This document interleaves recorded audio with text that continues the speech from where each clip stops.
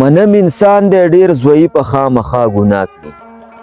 منم انسان دی ډیر زوی په خامخا ګناه کړي خو د ګناه نه پس بیا په خپله ځان سزا کړي او د توبې اوښکې ګورئ هم څه د کمال اوښکې وي راشي د سترګو نه په مخ دننه زړه صفا کړي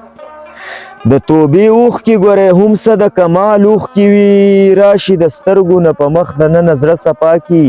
او بدن مې ټول شي غونی غونی رنګ مې زیړ وتښتي ستا ناڅاپي راتله اشنا رانه ور درخطا کړي بدن مې ټول شي غونی غونی رنګ مې زیړ وتښتي ستا ناڅاپي راتله اشنا رانه ور درخطا کړي او هم دغه خلکو دا سړی په ژوندانه جړوو د مرګه پسې هم پرېږدي نو ورته بیا جړا کړي